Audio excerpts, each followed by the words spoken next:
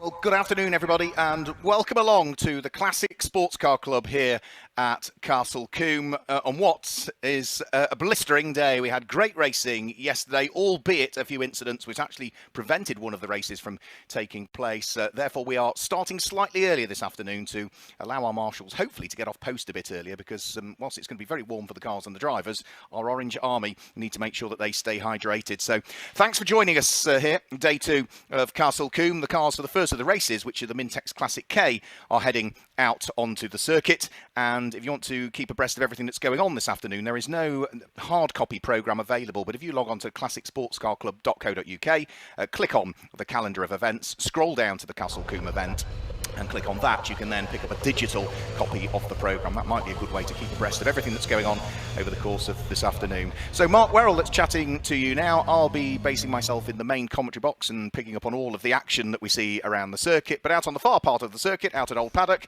I'm joined again, as I was yesterday, by Chris Dawes. Yes, good afternoon, Mark. Good afternoon, everybody. Absolutely beautiful over here yet again. And I have to take my hat off to the maintenance team. Have done an incredible job over here, because in front of me, Mark, I now have this repaired barrier with lots of new posts behind it. They finished approaching 7 p.m. last night to get that sorted. What an incredible job. Yeah, fantastic job done by them, and the right decision to make, because, you know, if we'd have hung around hoping we could squeeze that final race, and it wouldn't have happened anyway. So yeah, correct decision having been made. So that's Chris Dawes, and whilst he's out at Old Paddock, we've got also Joshua Barrett, who will be bringing all of the news from the pit stops, and also chatting to some of the drivers at the end of the races. Yeah, good afternoon, Mark. Good afternoon, Chris. Good afternoon, everybody. Looking forward to this. It's a great mix of historic and classic cars today, which will make some great racing around this circuit. So that is what we've got coming up for you. Yeah, a range of classic and historic cars, for which Mintex Classic K is first up. This is for pre-66 GT and touring cars that run to FIA specifications. So in other words, they are full Appendix K cars, so they have to run into period specification, which means that they also have to run the Dunlop historic L or M compound tyres, which are the cross-ply tyres, which means that the cars move around quite a lot, and they're always fantastic to see, not least of which I would say Alexander Hewitson. You know, a big Austin Healey 3 litre is sideways at the best of time, but when it's on the historic cross-ply tyres, it's just a joy to behold.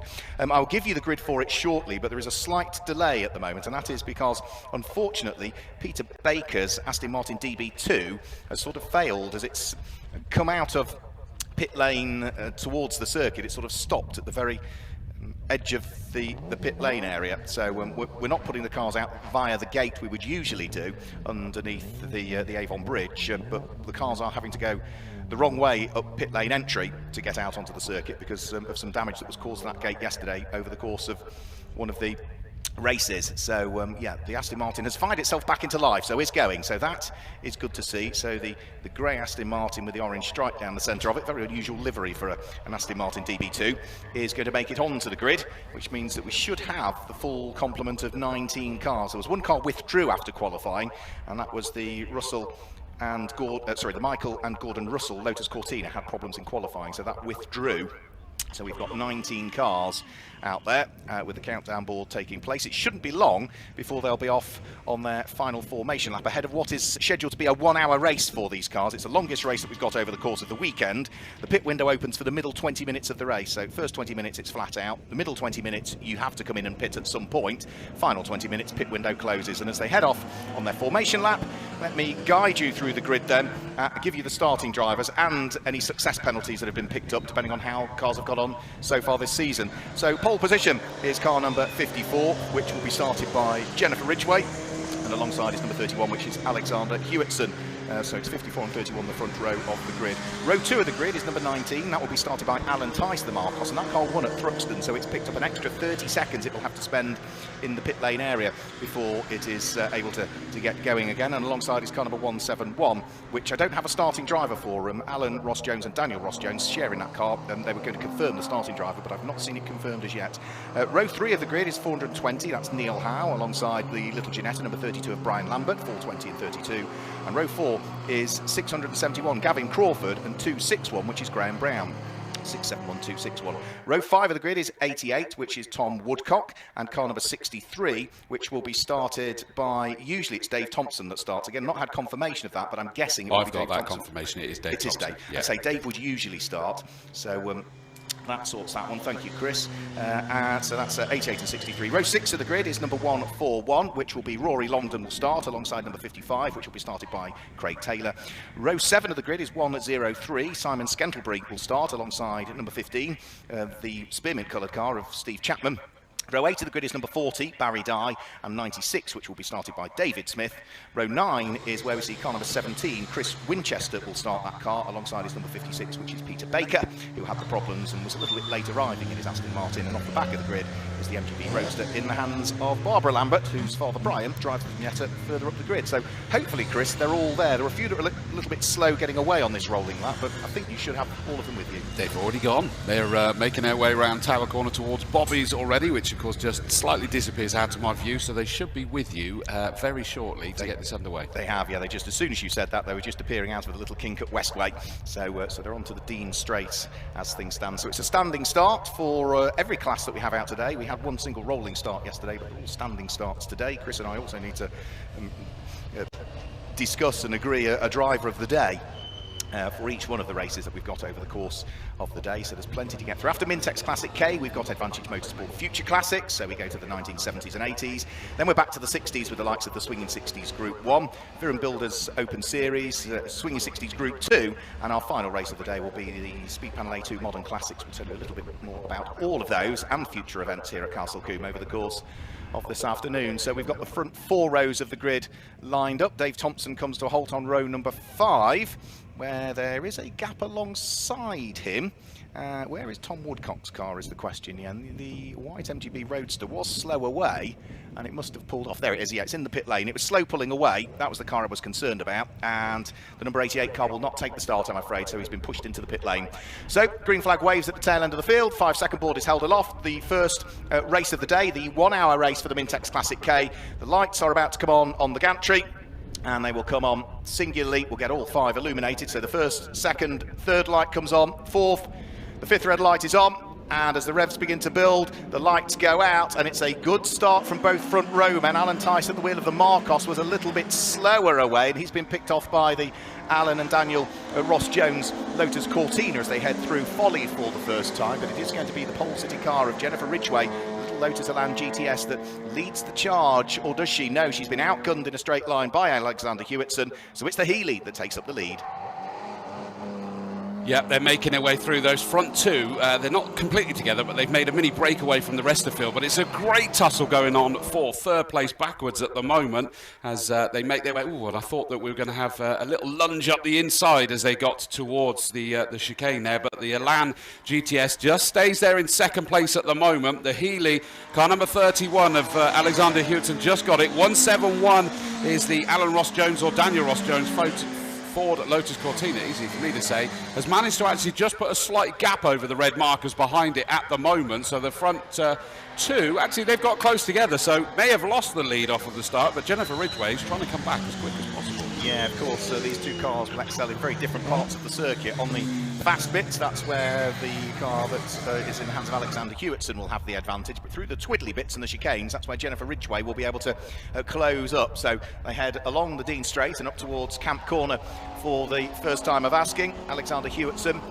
with the Healy at all sorts of angles, beautifully slid round through Camp Corner, is leading the way, and he leads by just half a second from Jennifer Ridgway in second place. The Ross Jones Lotus Cortina is in third, but might get picked off here by the charging Alan Tice. Yeah, the Marcos is to the right-hand side of the Lotus Cortina. They get into the braking area for Quarry Corner, and Alan Tice goes through and up into third place. Remember that Marcos in third place has to stop for an extra 30 seconds because of the victory it took at Thruxton earlier the year. That's just mean, isn't it? Really cruel, but it's done a great job to get up into third place. These front 4 have pulled away, and I thought we were going for Mintex Classic K cubed then as they came towards us, because it looked like we were going 2 by 2, and not quite. Oh, and the Lotus Elan of Jennifer Ridgway tried to get the power on and squirt it up the inside of Old Paddock. Quite a tricky thing to do. Unsettled her, and it now means that the Marcus of Alan Tice is right with them and on the back of the Lotus Elan as they go to the right-hander of Tower Corner. not quite having a look, because a little later on the brakes for that nimble Lotus Elan means that Jennifer Ridgway's back onto the Healy's backside. She is, yeah, so round through Bobby. She's almost pushing the Austin Healy of Alexander Hewitson round through Bobby's corner, but she's going to get outgunned again as they head through the Kingcup Westway and down the Dean Straight. So the gap stretches between the pair of them, but of course Alexander Hewitson will have to get on the brakes that little bit earlier as they head in towards Camp Corner. And let's have a look at what angle the Healy gets to this time. Not quite as sideways as he was on the first time through. So the order in the top four remains the same, but the car that's there in second place, Jennifer Ridgway, is now, 4/10 of a second behind Alexander Hewitson. So she has edged up very slightly that time through, and I think falling away ever more is the car that's in fourth place now, the Alan and Daniel Ross Jones Lotus Cortina. But then we've had a big spin for Jennifer Ridgway. She got towards the top of Avon Rise, and I think she lost the Lotus under braking there, spun onto the grass on the infield, and is looking to try and get the car restarted. And she's now coming across the grass. What's that going to put her down in? 1, 2, 3, 4, 5... in sixth, but about to be mugged by a whole host of other cars there, so that's really cost her. But good that it went to the infield, eh, Mark? Because we know it's not quite so nice when it goes towards the outfield at Quarry Corner. And it's kind of split this pack up somewhat. Hewitson in the Austin Healy car number 31 is now comfortably in the lead. The markers, obviously, by the looks of that, had to check up. Alan Tice in the red markers just backed off enough to not be unsettled by it, but it means that the lead is now massive. Yeah, so for Jennifer Ridgway, she'll still keep pushing hard. She'll see whether she can close up as much as she can, try and overtake some of those cars that she's lost out to. She'll hand the car over to Graham. I think that's Dad, isn't it, for part two of the race. Good fights further down through the order as well. The number 261 Lotus Elan of Graham Brown's coming under enormous pressure in his sort of light blue, almost baby blue Lotus Elan. He's got a car queuing up behind him at the moment, and I think it's number 141 that's queuing up behind him, which will be the Rory Longdon Mini, is it? No, it's not. It's an MGB that sits behind, and it's car number 103, which is going to be Simon Scantlebury's car. So over the start-finish line goes that little squabble, whilst the overall race leaders will be heading back towards Quarry. Very wild drift there from our race leader Hewitson as he came out of Quarry Corner. Absolutely brilliant sight looking down the full length of the straight here from the old paddock commentary box. Through the S's they go. Goodness me, just wrestling to keep it on the tarmac through the left, and the Lotus Cortina struggled there, just ran very wide coming out of the S's, no problem, bounced across the grass, just sort of the right hand wheels, and got it back on again. But it shows, Mark, that already it looks as though they're starting to struggle with their tyres. We saw this quite dramatically yesterday, didn't we, that the tyres were really struggling in this heat. We're getting it quite early here by the looks of it, Mark. Well, I mean, the tyres don't offer much grip in the first place because it's a historic cross-ply tyre. So we'll have to wait to see. I think that the big thing with these, bearing in mind they are Appendix K specifications, so they're period spec cars. I'm not sure it's tyres that's going to be the problem because they're all running on the historic tyre. I think it's going to be brakes and general overheating that could be the problem with these cars in these very warm conditions. We'll have to wait and see, Chris. Now, Alexander Hewitson has posted the fastest lap of the race that time through the race leader, 1 minute 23.196, but not for long, because a split second later, over the start-finish line went Alan Tice, and at the wheel of the markers, he went even quicker with 1 minute 23.103, and then Jennifer Ridgway goes even quicker with a 1 minute 23.399. She's gained 2 places on that lap. She got past Brian Lambert's Ginetta, she got past Neil Howe's Triumph TR4, so Jennifer's making good progress here. Yeah, and I think, again, like you like to do, look for the positive, is that it's going to be an awful lot of fun working their way through this. We've got pit stops that are going to mix it up even more, and you can already feel that she's closing in on the Ross Jones Ford Lotus Cortina, and there's quite a big gap still between the two of them, but closing up fourth onto third to get onto the overall podium position as it stands at the moment. Plus, as you say, Alan Tice in the red marker sat there in seconds, got an extra penalty. We've got a great challenge here, 32 and 141 alongside each other as they came past me. The Mini of Longdon and Lambert in the Ginetta. Lovely classic Ginetta, that one, isn't it? Yeah, fantastic, beautiful little Ginetta, the Ginetta G4. It sits in Class G, which is for all up to 1 litre Ginettas. The rest of the classes are largely split based upon engine capacity, apart from Class A, which we scoop up all of the Marcos and all of the Lotus Elans go into Class A, and Class M is for all the MGBs that we've got. But other than that, everything else is based on engine capacity of the car. But Rory Longdon, having picked off Brian Lambert's Ginetta, is now looking to try and scamper the Mini up the road a little bit if he can, and it looks as though he's managing to do so. He's already gapped that Ginetta by at least, well, probably 15 if not 20 Mini lengths. So Alexander Hewitson leading the way. He is 2.4 seconds to the good over Alan Tice. The two of them lapping at a very similar pace. They're making their way towards us there. I got caught out as I was looking to the cars coming past me, just drooling over these amazing cars. Wow, our leader Hewitson, the 31 Austin Healey, drifting it through this section as they're working their way through some back markers already. The Jennifer Ridgway trying to get past the 34. Job done. That's possibly gapped her back a little bit further from the third place 171 Lotus Cortina at the moment. But our leader is really just having a whale of a time out there. We said this yesterday, Mark, as well, didn't we? That some of them, it's their driving style as well, to be honest. Absolutely. There's only one way to drive a big Healey as well, and that is flat out, sideways. And Alexander Hewitson is doing that. He's got his lights on now because he's, of course, started to catch a little bit of the traffic. The next of the cars he's going to need to deal with will be Chris Winchester's MGB that is circulating towards the tail end of the field. And we've also got a car that's just pulled off after Folly as well. And I'm going to try and pick out exactly what that one is. It's difficult to see at the moment, so there's waved yellow flags on the start-finish line, and therefore you can't overtake until you almost get up towards the top section of Avon Rise, and that was where Alexander Hewitson finally was able to pick off Chris Winchester's car. But the car that has failed at the moment, I can't quite identify. It's just a bit too far away. And where was that, Mark, did you say? Just after Folly. Oh, okay, so I can't help. That's fine. Well, the leaders make their way towards us here, and it looks to me as though the Alan Tice is closing up a little bit. Last time lost a couple of tenths. They've got past another back marker, so that would suggest maybe Hewitson just lost out ever so slightly as they got past the number 17 MGB of Winchester and Hunting. Through comes the this sort of gradually increasing battle between third and fourth, 171, the Ross Jones Lotus Cortina, but under no pressure, Mark, so just literally taking its line and just keeping it cool in this 60-minute race. Yeah, absolutely, and you don't have to go flat out for the full 60 minutes. You can just make sure that you pace yourself and try and ensure that you've got a reasonable car at the end of the 60 minutes. I'm wondering if it's Tom Woodcock's car that's pulled off, because his car was in the pit lane. I wonder if they got it going and then it faltered again, and a pic appear through the binoculars, yeah, confirms that is the case. So it's Tom Woodcock, the car that was not present at the start of the race. He was in the pit lane. They clearly thought they got it sorted. They've given him the opportunity to start the race, albeit a little bit late, and the car's packed up as soon as he's left the pit lane. So that's what's gone on there. So the leading pair up towards Quarry. They're on lap number 8 at the moment. It is still Alexander Hewitson that is leading the way as he slides the car beautifully round through Quarry Corner. Alan Tice is only 1.7 seconds behind him now, because he was the best part of 9/10 of a second quicker on the previous lap. Yeah, and that equates then to the fact that it looks even closer again now. He's not doing it too quickly, is he? And we've got that change has happened, third place.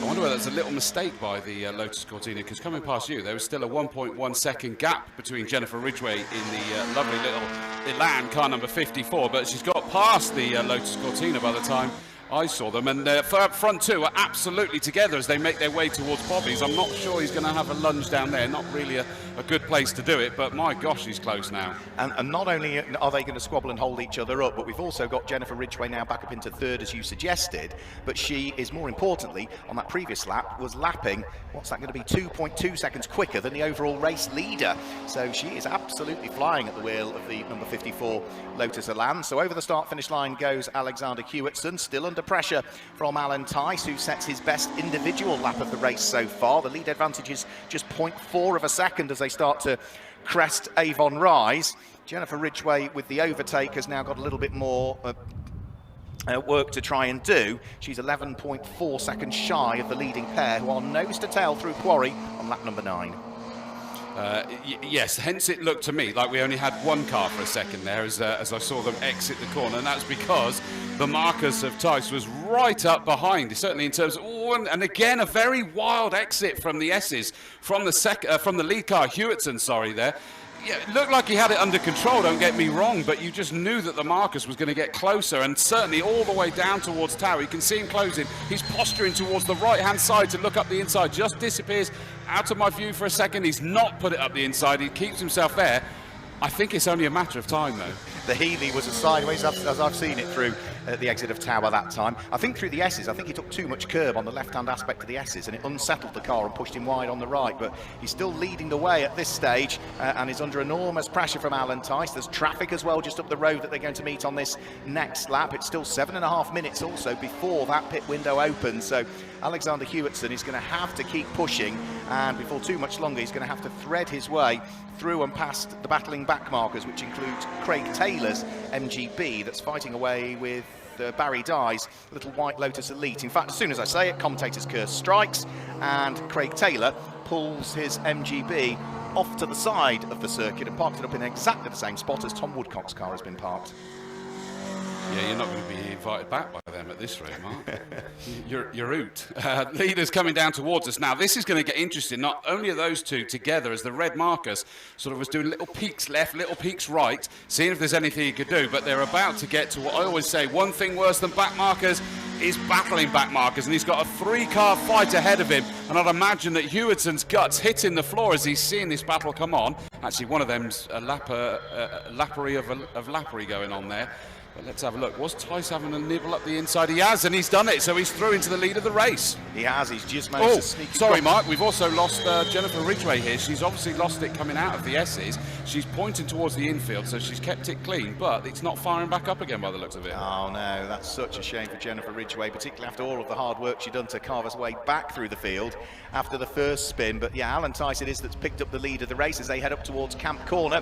Still traffic that needs dealing with. They squeeze their way past David Smith's Gilburn on the way into the corner. The beautiful little Gilburn. It's fantastic to see that little car out and racing. But Alan Tice leads the way, even down towards the tail end of the field. We're talking about the Gilburn of David Smith, but he's embroiled in a great battle with Barry Dye's little Lotus Elite, and that will be for position, I think, those two, won't it? But the race leader through Quarry, 10 laps completed. Alan Tice leads the way. And just to let you know that Jennifer Ridgway has now got going. She's just going around Towers. That gives you an idea of the amount of time, sadly, that was lost there. Just didn't seem to be able to fire it back into life again. But that's the heat soak, isn't it? You just need to wait for everything to cool down, and then it finally fires up. You and I know that feeling, don't we?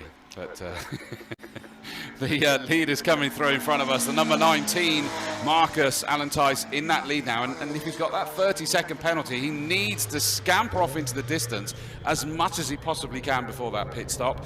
And then Connolly will take that car over. Chris Connolly will jump in and see if they can then reel it in. And we'll know what the target is by that point, won't we? Once they've done their pit stop, he will be behind. But he knows what he's got to do. Yeah, you know what you've got to do. Yeah, the way it works is if you win a previous Mintex Classic K race, you hand yourself a 30-second penalty for the rest of the season, and should you be quick enough to win again, you simply add another 30 seconds to it. It becomes a 60-second penalty. Now, of the previous winners, it is only this Marcos that is out this weekend. So Alan Tice and Chris Connolly won at Thruxton. We don't have Sam Smith, who was the Snetterton winner, and we don't have Christian Douglas and Matt Holborn, who were the winners at Brands Hatch. So there's only one car throughout the whole field we need to worry about. Everybody else, their pit stop is a 2-minute pit stop from the pit lane entry to pit lane exit, other than the Marcos, where it's 2 minutes and 30 seconds for them that they'll need to be in the pit lane area. So we've got 4 minutes before that pit window opens. Alan Tice onto lap number 12, 1.4 seconds up the road from erstwhile race leading car Alexander Hewitson at the wheel of the Healy. Yeah, and I mean, you think about it now, is that the now second place car, the lovely Austin Healy of Hewitson, in reality isn't under pressure to do anything crazy. So is he just going to take it that little bit steadier? Just, again, he's got a target at the moment saying, I don't need to fight with it, but just keep it in my distance, in my view. And then I know what the story is once we get all these pit stops out of the way. And it just looks a lot more measured through these corners, whereas I think for a while he was enjoying the battle to keep the Tice car behind him. Yeah, well, you'd say more measured. I disagree with the way the way he's just gone through Tower. Absolutely, smoke pouring off the outside rear left wheel as he got the car to all sorts of angles again. But you know, that's the way you drive a big Healy. There's no other way to drive them other than wring their neck. More traffic up the road to deal with as well, and this is going to be Steve Chapman's TR that will be dispatched a lap down, but also a second lap will be put on Chris Winchester's MGB. Well, Chris Winchester's car has been lapped on the run up towards Avon Rise, and Steve Chapman stays neatly out of the way as well from the race leader, so through sweeps the number 19 Marcos, placing a lap on the Triumph TR4 that occupies 11th place at the moment. And thankfully for Alan Tice, he got past both of those back markers before Quarry, whereas Alexander Hewitson didn't get past either. Okay, well, it's past one by this point, and then in fairness, the one that's left kind of almost threw itself into a spin by desperately trying to move out of the way there as it came back on the power out of the S's, but the 15 car gathered it up and carried on going. That absolutely gorgeous Triumph TR4 in a sort of a very pale blue on that one. And so second place Hewitson is now past that pair as they make their way around Tower Corner. Big gap before we get to the third place car now, which of course is the Ford Lotus Cortina of the Ross Joneses. Yeah, they're a long way back, aren't they, in third position. Fourth place is Neil Howe with the number 420 TR. Fifth is Rory Longdon in the Mini, number 141, and Brian Lambert in Little Ginetta completes the top six. And unbelievably, each one of those cars in the top six is in a different class. So Class A for first place, Class B for second, Class E for third, Class C for fourth, Class F for fifth, and Class G for sixth place. So all the different class leaders are all inside the top six at this stage. A minute and 3/4 to go before the pit window opens. The lead advantage just keeps climbing all of the time. It's now hovering around 3 seconds as the race leader heads around through Quarry on lap number 14. Yeah, and at that point, Jennifer Ridgway went past us as well. Good to see it still going and trying to get up to speed. Interesting one, Mark, is that I've just had a message from Alex Fors, who had the incident yesterday, and he's just said, I was coaching the Ridgways a couple of days ago, and he's absolutely glued to the live stream to watch this racing and cheering on his charges, seeing them going incredibly well. So get well soon, Alex. Good to hear that you're up and glued to the racing. Once a racing fan, always a racing fan. Yeah, no, good to hear he's all right. Good to see that he's tuning in as well. Yep, so absolutely. Please, you're all right, Alex. Get well soon. We've got off, and it looks like it's pulling off. I got a feeling that's the third place Lotus Cortina. We've only got the one, haven't we, in this race? Yes. Yeah, so yes, because the other one withdrew before the start of it. Okay, Yeah. well, the 171 car has pulled off on the grass on the infield as it came out of Quarry Corner, and obviously an issue, and just pulled itself nice and deep out of the way in the infield. So that's the Alan and Daniel Ross Jones shared car, so we didn't get a starting driver for that one. Over the start finish line comes our race leader. Well, next time through, the pit window will be open, so lead advantage has been continually growing. It's come down by just 1/10 of a second that time through. So pit window is only a matter of seconds away now from opening, and for Alan Tice, our race leader, there'll still be work to do. So have to wait and see as to when they're going to come in, because of course it's a fairly large window. It's a 60-minute race, Chris. You've got the 20 minutes in the middle of it is when you need to come in and conduct your driver change, or if you're driving solo, the driver has to get out of the car, close the door, open the door, get back in, and off they go.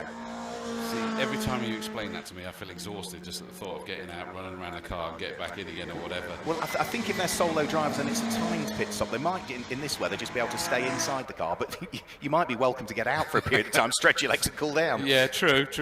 Well, our leader is not hanging about. Alan Tyson at number 19, the red markers, going through Tower at the moment, just scythed through a couple of back markers there, and I was really worried he was going to come across a bit too soon, but he timed it to perfection. No matter what is happening, he is pushing it as hard as he possibly can and not needing an invite to get past back markers. Yeah, just to clarify, single driver can remain in the car with the engine running. They don't have to turn it off. If you're changing drivers, you've got to turn the engine off as well. And again, that in itself presents a problem, as we've just seen from the spin from Jennifer Ridgway. You know, turn the engine off in the pit stop, you then got to keep your fingers crossed that it will restart and you've not got those heat soak issues. So I think we saw a few issues yesterday. I think we did, yeah, I think we did. So pit window is now open, just to confirm that. We've still got Alexander Hewitson carving his way past a little bit of traffic. He's mixed up amongst the MGBs at the moment, so he's picking those off. But Alan Tice, our race leader, is now safely onto lap number 16. The lead advantage has grown. 3.3 seconds now, the Marcos leads by.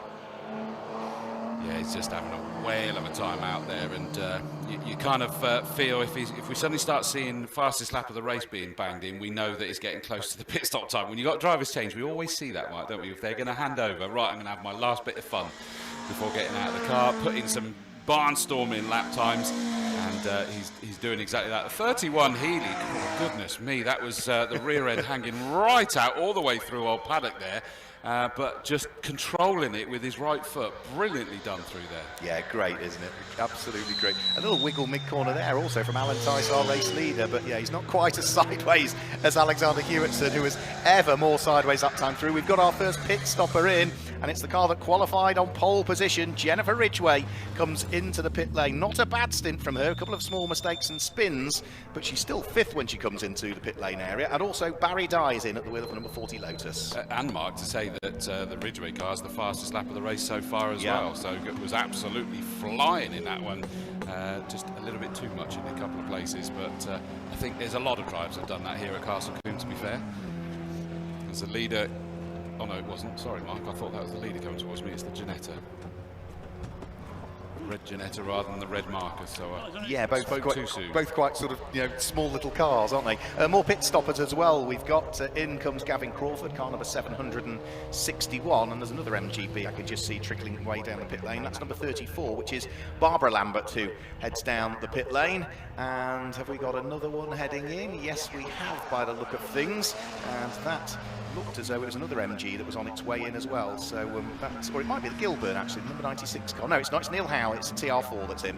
So pit lane filling up. And that's of course the 4th place car, isn't it? Neil Howard with the demise of the Lotus Cortina. That car was running up in, well, I think in 3rd place. Sorry, at one point. That's the blue one, isn't it, with the sort of reddy orange stripe along it? It is. Yeah, that's absolutely. Yeah. Lovely car, that one. It's always beautifully prepared, Neil's car. I love the fact that it's Neil Howe and it's called How's That Racing. That is run by. Absolutely brilliant. I'm easily pleased. Can I hear Josh in the pit lane? No, it's just the ambient noise that I'm getting. So we will hopefully be hearing from a few of the drivers down there in the pit lane with Josh Barrett, our roving reporter. But you can see the pit stops continuing for the vast majority. Back out of the pit lane is just coming now, number 54, Graham Ridgway. So he's taken over the car from Jennifer, who'll be taking, I would imagine, a well-earned drink after what was a good old stint from her. I can see Neil Howe glugging away a bottle of water in his Triumph TR4. Crumbs, Neil, he's thirsty. Gulp, gulp, gulp, gulp, gulp. And it is critical, isn't it? You know, it's warm inside those cars, Chris. We all need to keep hydrated, but the drivers, wow, what an environment they're in today. 100%, and as well as they might just get it down into them. And yeah, I don't envy them working this hard out in these cars. Our leader's coming towards, and of course all on his own now because Hewitson's down in the pits where Josh is, I hear. I had to talk about and it started to happen 671. Gavin Crawford, the engine will not restart on his MGB. So they've got the battery in to help it restart, which has happened now. But what you were expecting there, Mark, with cars struggling to restart is happening already with the first.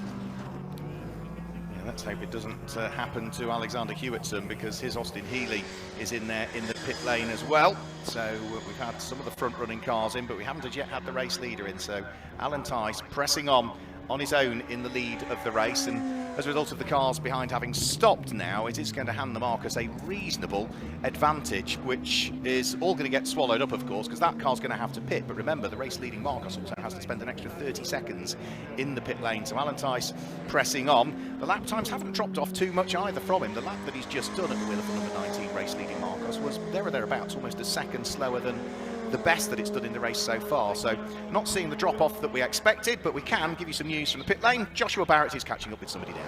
Yeah, I've got Ridgway down here. Jen, you had your first ever pole, and it was a lively first stint. Yeah, that was a lot of pressure.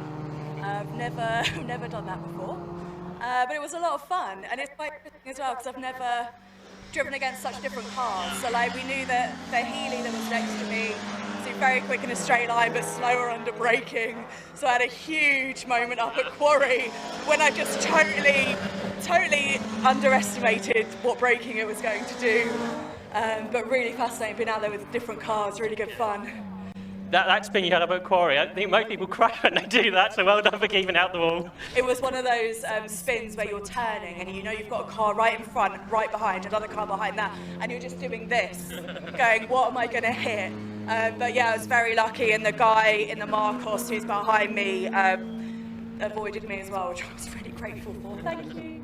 You got the fastest lap though coming back, so you're going quickly. Oh yeah, that's good. It's really different. So in we qualified first, the air was much colder. And the track felt completely different to how it feels now. And even the engine is running differently in this temperature. So it was quite interesting, and we could do with a slightly different gearing in the car, so that was quite interesting to manage as well.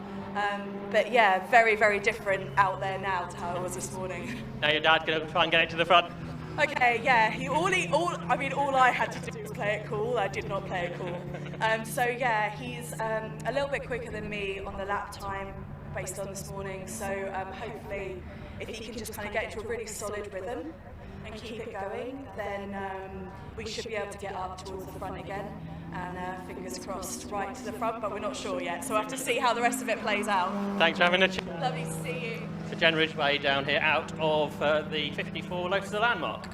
Thanks a lot, Josh. Yeah, so great to hear from Jen Ridgway, who was very, very honest, I thought, with that interview, Chris Dawes. She enjoyed herself, but was very honest about the mistakes. Yes, it was refreshing, wasn't it, to be honest? But it was like I happened to look down at the stream at the same time and just see that sort of almost cheeky delight of everything. It was like, that was a wonderful experience, and it was great to see.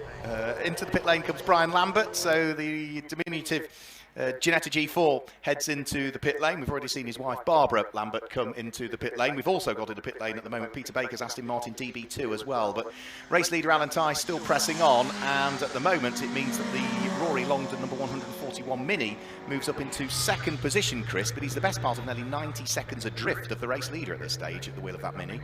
Yeah, absolutely, but going great guns. I got my mate Wayne with me today, not Eddie Hall for anybody that sees it through, it is Wayne, and he was like absolutely loving that. Mini's going so well, and that's something we're used to seeing here at Castle Combe, isn't it? They're able to really keep that momentum going in around this Castle Combe circuit, and it's so cool to see that it's up there. Like you say, yeah, fine, a long way back, but it's in the mix, and you never know. At the end, it could all come good. But our leader, Alan Tice, 19, the Marcus goes down towards Tower for what will be the 21st time. And you wonder whether, when it's two drivers, are we going to see like one more lap before it pits and go a 50-50 split for the race duration? Well, there's not a great deal to choose in terms of pace between Alan Tice and Chris Connolly. They're both Who owns it then? Hugely, I think it's Alan's car. Well, then he'll go longer then. Hugely experienced drivers who've done lots of historic racing and classic racing over the years, not just in the UK but throughout Europe as well, so it's always great to see the pair of them out. Alan Tice is not going to pit this time through. We're almost at the half distance point of the race as well, so another 45 seconds or so we'll be at the halfway mark. So that is now lap number 21 completed. New fastest lap of the race has just gone in by Graham Ridgway, almost his first flying lap behind the wheel of the number 54 Lotus, at 1 minute 24.164 that time through. He was a 1 minute 19, I should say, 1 minute 19.535 from Graham Ridgway. It means that number 54 Lotus is now back inside the top 10, but it is receiving a black and white warning flag, Chris. So he's pushing the limits. Yes, rather rapidly, and he's up behind our race leader coming through Old Paddock at the moment. So lights ablaze on the red number 19 Marcus, and there goes Graham Ridgway. Just took it steady there. It's just coming past the 63 car. Through Old Paddock, so the Thompson and Wolf car, and through across the grass. Is that our race leader that's just gone? It's just gone straight on. Yes, bizarre that one. I didn't catch what happened, Mark, but it suddenly went, instead of turning the left kink as they approached Tower, went straight across the grass. Oh, that's very unusual. We've got another car that's limping its way out of Westway and going very slowly in towards pit lane entry. It's one of the MGBs. Difficult to see exactly which one it is, but I think it might be car number 17, which is the Chris Winchester car. Yes, it is, yeah. So that's limping its way in towards the pit lane, whilst we've got the race leader turning his way round through Camp Corner, as you suggested. Yeah, Graham Ridgway is the car that's just ahead of him. We've also got waved yellow flags on the run up towards Folly, where we've got again the third car now that's retired part the way from Folly up towards Avon Rise. So I'll have to try and work out exactly what that one is. So it's a car stopped, did you say? Heading Yeah, up Avon? yeah. Okay, all right. So we'll start seeing something plunging down through the order. Although we get confused by the fact those that are pitting. That car, Chris, London Mini that pulled off. That sort of stopped on the circuit, and the marshals had to push it away. Oh, the Mini is stopped. Oh, heartbreaking.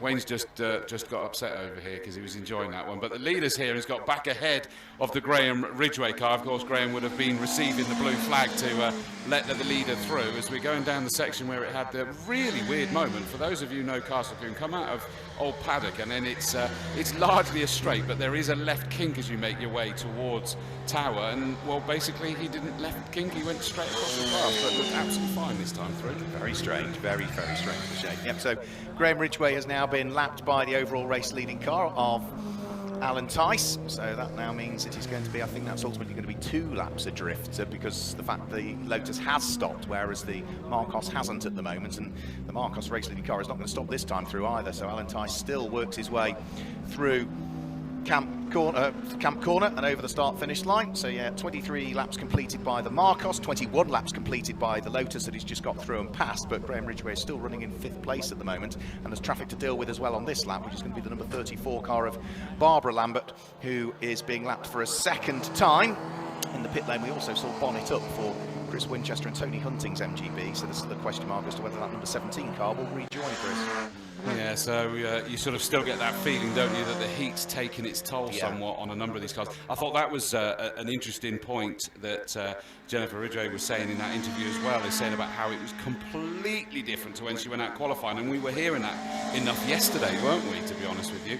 Oh, and suddenly a slower exit from Old Paddock there by our race leader, Alan Tice, in the 19 car, which meant that Graham Ridgway was then almost putting a move back on him, and I'd imagine that's a difficult one to call, because as soon as he'd get past, he'd be getting the blue flags again. Yeah, absolutely, but equally as much, he wants to keep pressing on, because he's still half a chance of getting a podium or maybe even a race win, because he knows that Marcos is going to be stopping for an extra 30 seconds in the pit. So keep pushing, and you never know. In fact, he's alongside it, and the Marcos does peel into the pit lane this time through, so Graham Ridgway is released from the grasp of Alan Tice. Into the pit lane comes the race leading Marcos. It's not the only car in, because number 15 comes in as well, which is Steve Chapman's Spearmint Green Triumph TR4 heads into the pit lane this time through.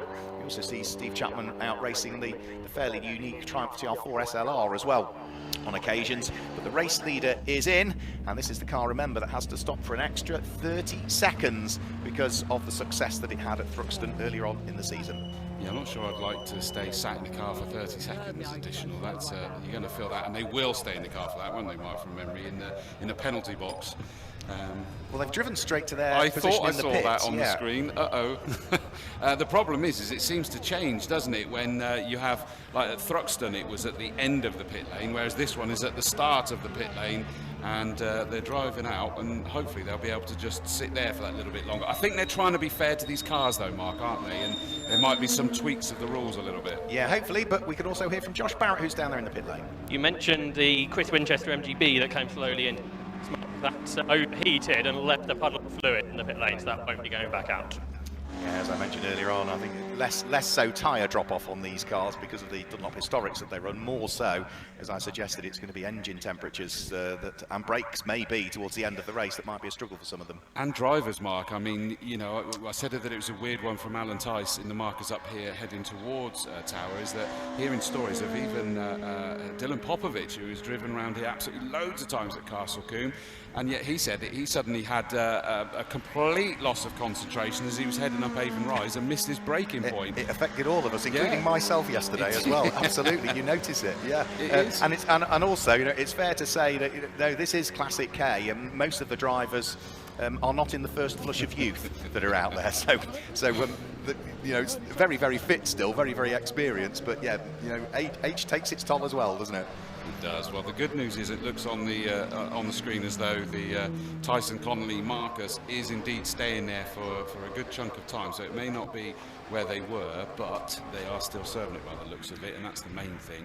I think the problem would be, Mark, is that if they served it in a penalty box, which is sort of nearer to your commentary box, isn't it, that they then sit there with the car going and then drive along to do their pit stop, or they turn it off and on again and off and on again, and I don't think either of those are particularly car friendly in these conditions. No, well, clearly the clock is as good as ticked away. The engine has fired up neatly, and Chris Connolly now safely on board that car, works his way out onto the circuit. So where is that going to put the Marcus? We'll have to wait and see until the next lap round, really, to see where it ends up in terms of the order. But what it should do is it should put Alexander Hewittson's Austin Healey 3000 Mark II into the lead of the race. And the Marcos comes out of the pit lane, and who's going past it? It's Graham Ridgway at the wheel of the Lotus. So it looks as though all of that hard charging by Graham Ridgway when he was trying to get back past the Marcos and didn't make it easy to go a lap down from it, but it's worked, because as they head towards you, it's Lotus from Marcos. Wow, okay, and there's not much in it, so you know that the Marcus is going to try and keep it honest, but we've also seen the speed from that Lotus Elan. It is the car that's got the fastest lap on the circuit, and that's, you know, both drivers. Jennifer did it initially, had the purple, and now it's Dad that's got the purple, but the Marcus is right there with it. And, you know, we were talking about that, just momentary laps that can make a difference, and the next thing they could be completely together. And I think that's going to be an interesting fight to the end, that one. It's going to be a brilliant fight to the end of this one. They're both in separate classes, are they? No, they're both in Class A, actually. So they are both in Class A.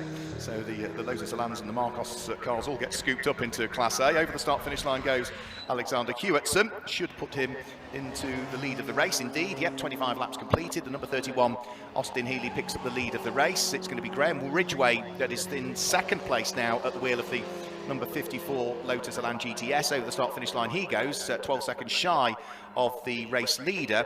Third is number 19, which is Chris Connolly, 3.5 seconds adrift of Graham Ridgway's car, and fourth will be Neil Howe's Triumph TR4 now. But so important it was for Graham Ridgway to keep pressing on. And more news with Josh Barrett down in the pit lane. Yeah, that's right, Mark. Got Alan Tice out of the Marcus. Alan, a good stint there. You got to the front. Yeah, it was a terrible start, and then I managed to hold on, and then the Elan spun, which put me, I had to go across the grass to miss him. And then I got the Healy, and then I just kept going until the second to last lap, where I ended up on the grass heading rather rapidly to Tower, but luckily got out of it. What caused that moment at Tower? The road got slightly narrow. I'll leave it at that. Jen, who was in the Lotus, was very thankful for you for avoiding her up at Quarry, what you spoke about. Well, luckily, I've raced for many, many years, so you tend to take reaction to that. But I didn't know where she was going. Yeah. Absolutely no idea. Is she okay? No, yeah, she came out, I think they've actually come out just in front of you because of that penalty you had. Oh, yeah, well, give him a bit something to chase, won't it?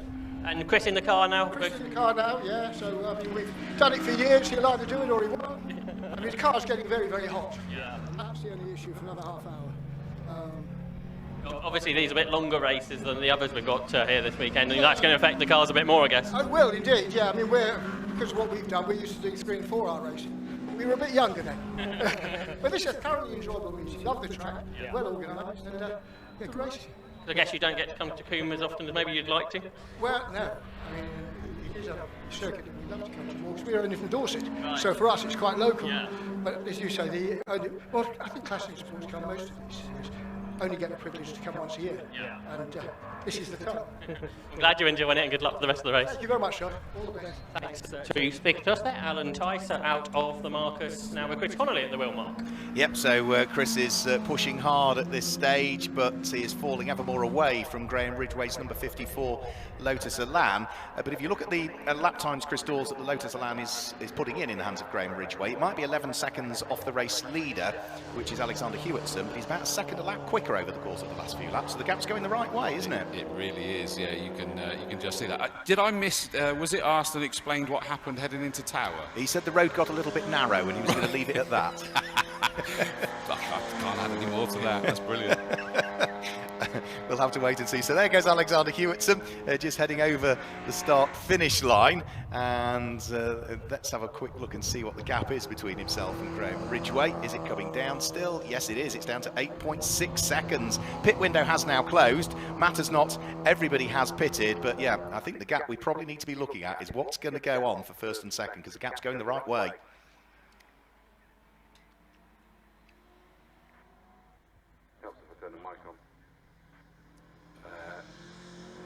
So our race leader now sort of coming up against this absolutely beautiful Aston Martin DB2. I'm glad it didn't say stalled, Mark, because you said it had a problem, didn't it?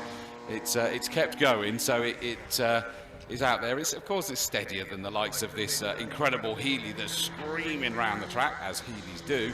But it's so beautiful to see it out there, and it's just about to dive up the inside of that Aston Martin DB2 as they went through Tower towards Bobby. So that's done nice before it gets a bit too twiddly in towards the Bobby section. Yeah, so good driving by Alexander Hewitson to just make sure he snuck through the back marker before they got into the slower sections of the circuit. It won't be that much longer before we'll see also Graham Ridgway starting to catch up with that little car. He's got another couple of back markers that he'll have to deal with before that, but for the completion of lap number 28 over the start-finish line with his lights ablaze goes Alexander Hewitson. The gap that was 10.9 seconds came down to 8.6 on the previous lap. This time through, it's down to 6.4, so another 2.2 seconds carved out of the lead advantage of Alexander Hewitson. So if he's got anything else in reserve, Chris, as he heads around through Quarry on lap number 29, he's got to start to use it now because he's getting caught hand over fist, isn't he?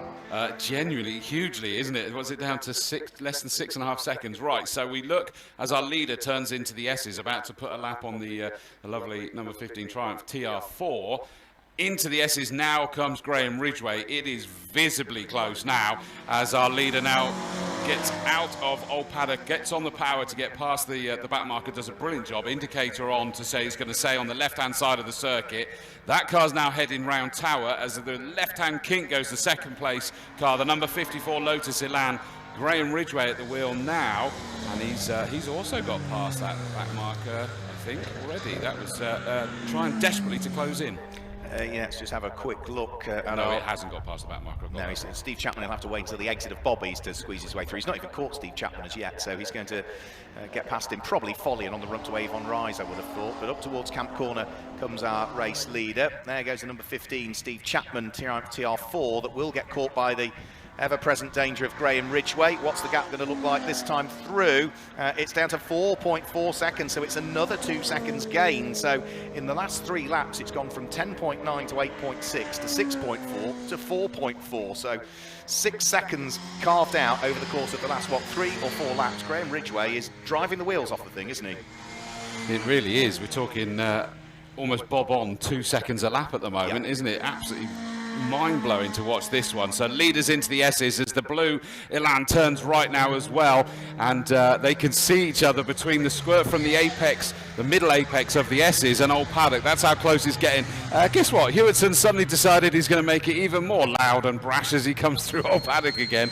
The rear end hanging out, and you can just hear him tethering that throttle as he comes through the corner. I think he's going to be trying his best to keep that Lotus Elan behind him, even though you'd say that's a bit of an ask. Yes, it is a bit of an ask as well, yes. So lots of traffic still to deal with as well, potentially, for them. Of course, we've got a few cars that have fallen by the wayside as well over the course of this race so far.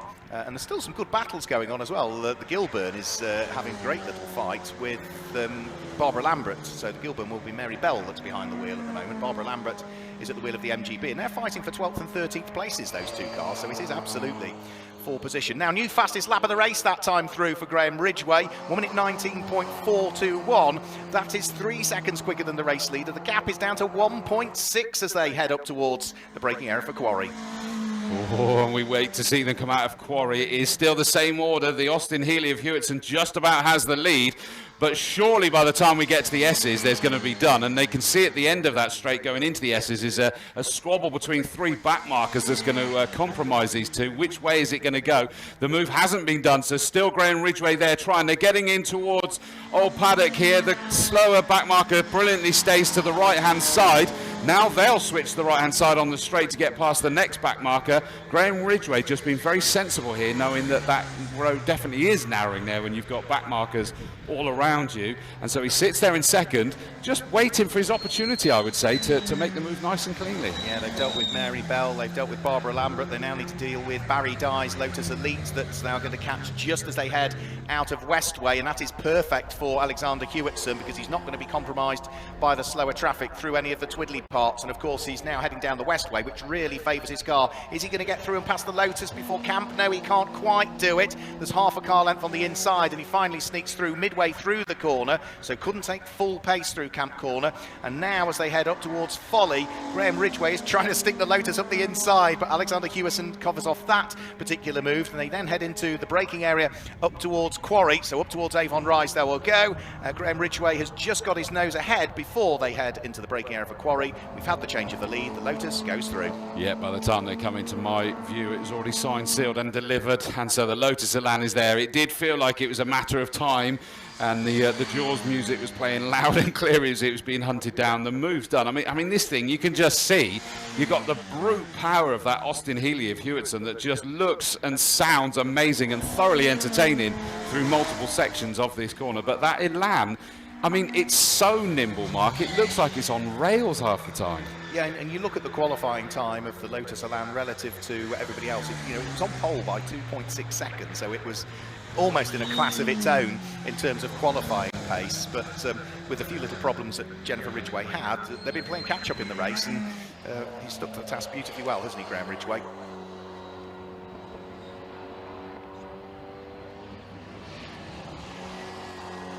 Corner comes the race leading car of Graham Ridgway. A little bit skittish midway through the corner, but from being 0.2 of a second behind him on the previous lap, he's extended his race lead now to 2 seconds. So again, lapping 2 seconds quicker than the car he's just taken the place away from. So consistent lapping, I would say, from Graham Ridgway. And even now, the lap times that he's doing at the wheel of the number 54 car, we're talking about, I didn't think there'd be that much tyre drop off on these cars, and case in point is the times they're doing. Graham Ridgway was 1.3 seconds slower than his best, but Alexander Hewitson was still only 0.8 of a second slower than his best, so there's not too much drop off. Yeah, we kind of found yesterday that I think the ones that ended up really doing the best in the final results, you really could see the management of their tyres, couldn't you? That they were taking it, not steady's not the right word at the start, but certainly they were getting quicker more towards the end, whereas we had, I can't remember which race it was yesterday, one that sort of like was really going incredibly hard during the middle of the race, and by the end it was just a sitting duck. Yeah, got no tyres left. I think because these are the historic compounds, you can abuse them a bit more and they don't go away from you. And certainly for Alexander Hewitson, I'm not saying he's abused his tyres, but he's worked them hard on occasions at the wheel of the big squealy Healey, and has now lost the lead and is falling ever more adrift from Graham Ridgway, who is going to work his way through and pass some more traffic again before too much longer, because it's going to be Gavin Crawford's MGB Roadster that he should be able to thread his way through and past. He's not going to do it at Folly, but he will do it on the run-up Avon Rise and in towards Quarry. So another lap placed on the number 761 MGB. Graham Ridgway leading the way by 4.4 seconds, as good as now. He only took the lead 2 laps ago. He's got a 4.4 second advantage. Yeah, he's got it all nicely under control. I mean, we've got to think of the likes of Hewitson sat there in second place in the 31 Austin Healey that's done the whole race himself, and as we say, he's been doing it rather flamboyantly, which has got to be taking its toll on him as well as the car. Is that these are those moments where we suddenly get that momentary lapse of concentration, and that bit where suddenly you kind of go, hang on, I missed a bit of the circuit in my mind there, because the heat takes its toll, and they're just having to keep their focus. We've still got just under 11 minutes left to go, so it is getting near the end, but that's still a good amount of time of racing to put in. Yeah, we've still got 20% of the race to go as yet still, so you've got to keep pushing. Let's just also mention that in third place we've got the Chris Connolly Marcus. Fourth at the moment is car number 420, the Triumph TR4 of Neil Howe, the blue car with the 2 red stripes right the way down the centre, so that sits there in 4th place, and it's leading its class as well because it's a Class C car. 5th at the moment is a little Ginetta of Brian Lambert, which also leads its class, and completing the top 6 at the moment is car number 761, which is Gavin Crawford's car, and that's the car that we just saw being lapped by Graham Ridgway for the second or third time a few moments ago. So that gives you the top 6 the way things currently stand. But for Graham Ridgway, he is on his merry way. I think you've got the 4th place car, Neil Howe, just heading through the S's with you at the moment, haven't you? Yeah, yes, he is. He's here coming through the Triumph TR4 into Old Paddock at the moment. Just a nice little wiggle there, but nothing too extreme by the looks of it. Just as our race leader comes into Old Paddock as well, about to put a lap on the 96 car, the Gilburn GT.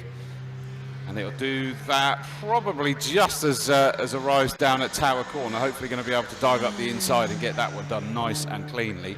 I noticed that the lap times have sort of dropped away for Graham Ridgway by about 1.2 seconds, as well it might. He's got a lead, he's got the fastest lap, and it doesn't need to put any extra pressure on the car in this. No, absolutely. No, when he needed to try and catch somebody, he was driving as hard as he possibly could. Well, now he's done that. All he needs now to do is control the pace and not make any mistakes. And as I said yesterday, if you can shift gear 500 revs earlier in these conditions, it's all going to help and just make sure that the car stays with you to the end, and Graham Ridgway, now having taken the lead, has got no real need to push. He goes over the start-finish line and is already halfway up towards Avon Rise before Alexander Hewitson comes through, so the lead advantage is now up to 7.3 seconds from first to second place. Graham Ridgway will turn his way through Quarry. He's on lap number 36, and we've got, what, just under 9 minutes to go. Yes, like I say, it still sort of feels like we are obviously getting towards the concluding part, but it's quite incredible when you consider that it's still on length, a good few laps that we've got left. Fourth place, 4:20, the Triumph TR4 comes through in front of me. Here comes, about to be lapped, probably, I would say lapped before the end is going to be the fourth place car, 4:20, Neil Howe, that's Triumph TR4. But still, the Healy of Hewitson, he's still screaming it. And as you said, in fairness to him, he's incredibly close to his lap times, isn't he? Still around that sort of low to mid 122s. Yeah, I mean, his fastest lap is a 122.1. He's been doing 122.7s, 122.8s for the last few laps. So, yeah, we've only had, what, 5-6 tenths of a second drop off all race from the Austin Healy, which is absolutely staggering in reality. Our race leader, which is Graham Ridgway, does go through and place a lap on the fourth place car of Neil Howe. So the Triumph TR4 now drops off the lead lap of the race. So it's only the top three now that are on the same lap: Graham Ridgway, Alexander Hewitson, and the number 19 Marcos of Chris Connolly. So those are the only cars that remain on the lead lap, and with now an 8.9 second advantage, even with that little bit of traffic and the overtake, he was still 1.5 seconds quicker than Alexander Hewitson. So Graham Ridgway has got all of the pace, he just needs to control it for the final 7.5 minutes. Yeah, and I see Chris Connolly sat in third place in the Marcus, just taking it steady in that very lonely third position. Is not likely to catch the cars in front, but also is under no pressure from behind. The 54 car past the fourth place, 4:20, Mr. Howe, and down towards Tower goes our leader. The 31 car, I always pause because I just love the sound and the sight of that Healy coming through Old Paddock. He just lets that rear end hang out ever so slightly, and you just get to hear his throttle just feathering, not fully on and off, but just enough to make it dance around the corner. Oh, it's absolutely sideways through Tower again. Yeah, fantastic. What, straight six engine with the SU carbs there as well. Beautiful, beautiful shape of car, but also just the way that they slide these cars through the corner, and it's an absolute art. And Alexander Hewitson is at the top of his game the way he heads around through Tower. The car is never out of control, but it just looks as though it might be very slightly on a couple of occasions, but I'm sure it's all very calm, cool and collected because he's driven this car for some while now. Over the start finish line he has gone. The lead advantage is up to 11.2 seconds now with 6 minutes of the race remaining. And for Alexander Hewitson, I think he also might by the end of the race place a lap on Neil Howe's Triumph TR4 as well. Yeah, it looked like for a while that the gap was probably big enough that he was going to be safe, but I think you may be right. Yeah, with just under 6 minutes to go. Leaders coming through, Old Paddock comfortably now, and interesting, we were talking about how metronomic Hewitson was being in the second place Austin Healy car number 31, but in fairness, so is Graham Ridgway now that he's just clocked it off from his absolute best of a 119.4. It's around the 120.6 for the last several laps, and so he's just got it into a zone that is comfortable but still quick enough. Really impressive. Yeah, and he'll be also well aware that that metallic blue dot of Alexander Hewitson's Austin Healy is getting ever smaller in his mirrors, so he'll see it at less and less and less points around the circuit now, so he'll know that even at the pace that he's driving, he's still gaining advantage over what was, of course, the race leading car. So over the start finish line goes Graham Ridgway, 5 minutes to go. Up towards Camp Corner comes Alexander Hewitson, at the wheel of the second place Austin Healy. He'll also be able to see the fourth place car of Neil Howe just up the road as well. And there's also another good fight going on as well. Steve Chapman at the wheel of the Triumph TR4 is coming under pressure from John Wolfe's TVR Grand Touran, and that is for position actually as they head in towards the braking area for the S's. That is for position, Chris. Well, the leader is coming towards us now. Quite a lot of back markers to deal with on these next coming laps.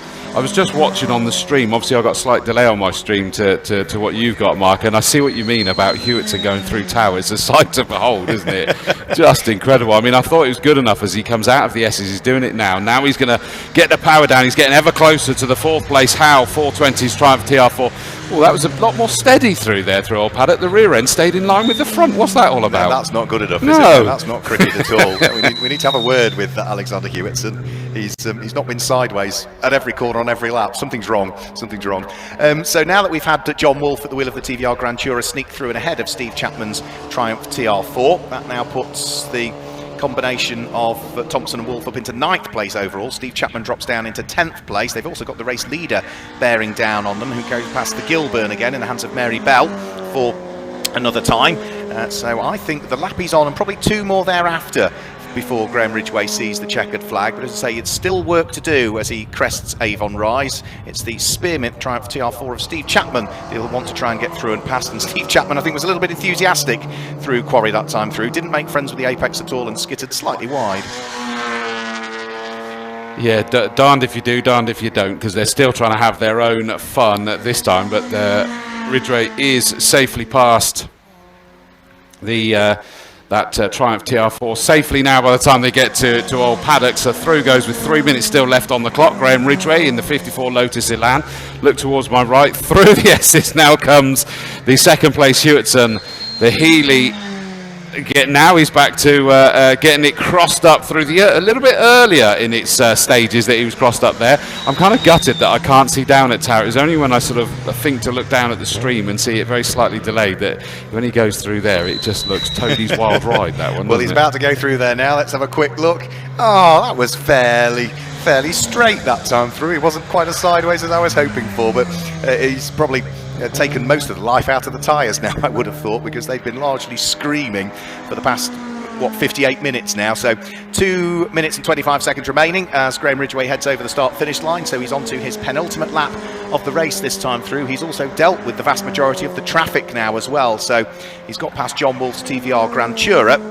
So for Graham Ridgway, he can take things fairly easy on this final couple of laps. He leads by 12.6 seconds, and there's no real traffic that he has to worry about. Maybe for the next couple of corners at least. Yeah, you're absolutely right, is that there's a good gap as the back markers were already sort of just making their way into the S's as he was on the straight exiting Quarry Corner. But to be honest with you, the closing rate is so quick that the 2 cars ahead of them, which are on different laps, so certainly at least one of them he's going to get by the time he gets towards Tower. So the 34, I think that was, Barbara Lambert in the MGB, is he going to get, as he gets down towards Tower, possibly just going to be slightly compromised? No, because she does a brilliant job and just stays out wide at Tower Corner. Through goes Graham Ridgway.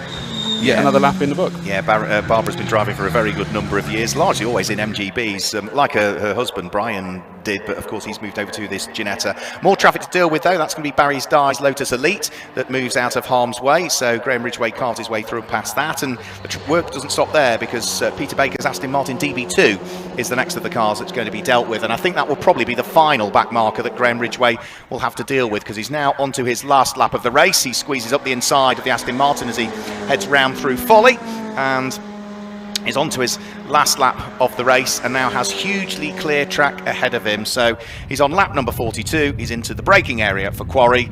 He has had to work hard to take the lead of the race, has set the fastest lap, and it looks as though himself and his daughter are on for victory.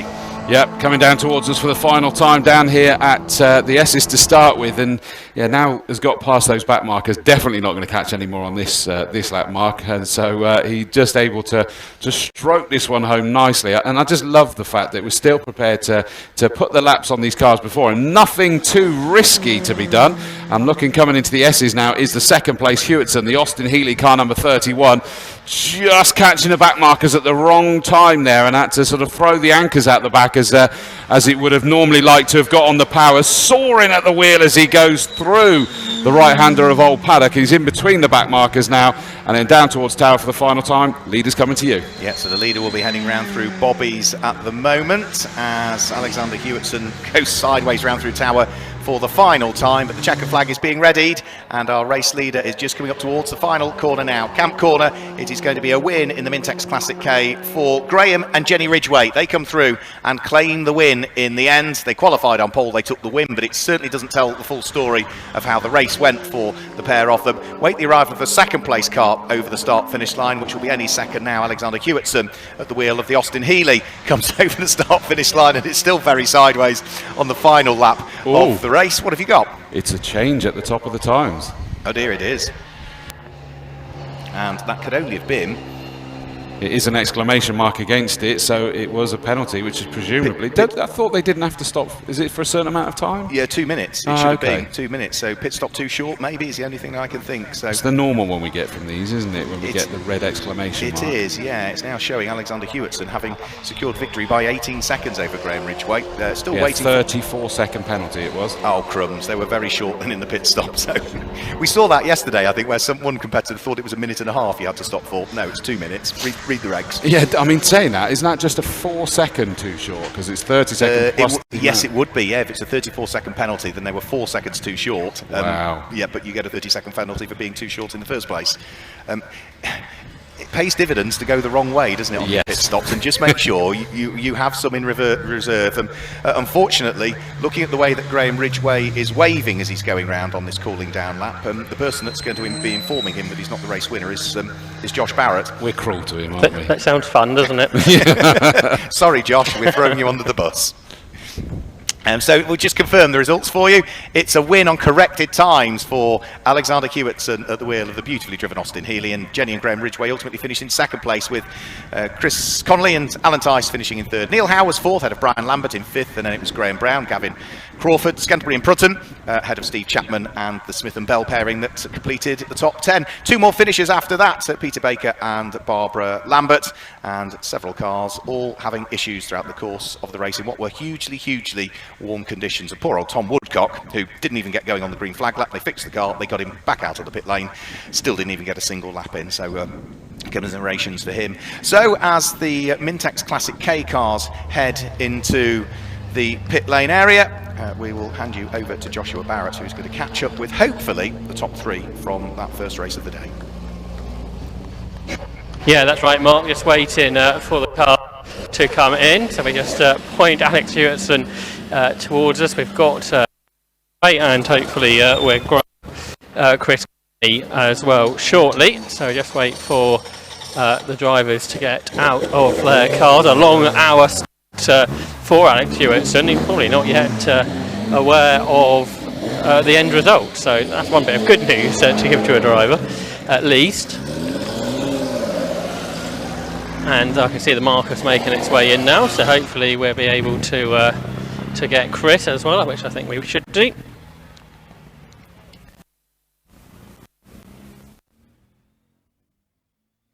So just wait a few moments for Alex to get out of the car for the race this busy afternoon of classic and historic racing from the Classic Sports Car Club here at Castle Combe.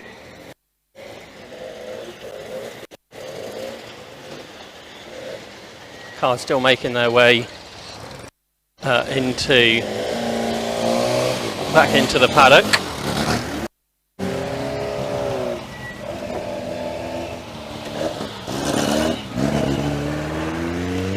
Alex, hot work out there. One thing I inform you, you've won the race. Lotus got a penalty, so really good stint there for you.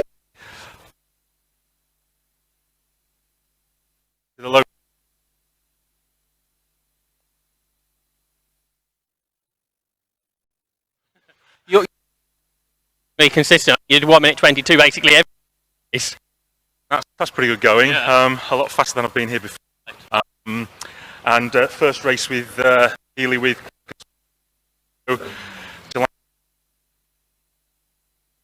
I'll take that. And driving sideways as you have to drive these cars. Oh, it's that with an Austin Healey, there's only one way to drive it.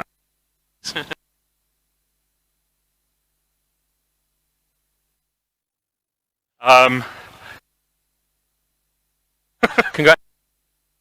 A drink now. If we can try and get Graham. Graham, can you make your way over here, please? Because otherwise I don't think we get the signal. Graham, it was all going well, but now we've been informed of the penalty, maybe for the pit stop, and we're not totally sure at the moment, but that means you've dropped a second, unfortunately. Well, shame, but it was a race. Car was going well and had a good drive. Yeah. Some good drivers out there to compete with, so that was quite good. Yeah. It's quite lively out there, and the car was getting hotter and hotter, and more sideways. So it was good. And you were 2 seconds lap faster than anybody else, so that's quite nice, Well, isn't it? Yeah, that's quite nice. Yeah. So actually got a special thanks for that. That's to Alex Fors, who was our coach on Friday, and he found 2 seconds a lap for us. So shame he had a big off yesterday. So our very best wishes for Alex. We heard that he's watching the live stream earlier. Brilliant. Disappointed with. It's a great result. So Jen and I are. And it's still quite. Yeah, we've had it about a year and got out twice this year in the CSCC. So it's great fun and fabulous to drive. So.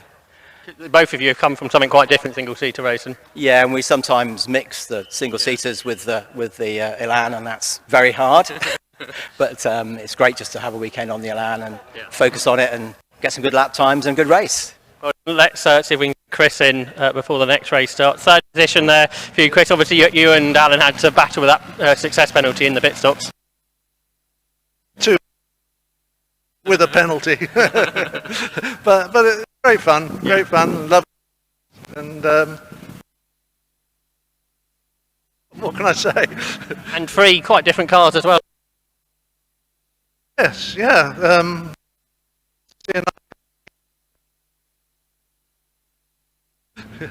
No, I did. Thank you very much. Yeah. Thanks to Chris Connolly, Graham Ridgway, and our race winner Alex Hewitt. And more cars heading onto the track mark.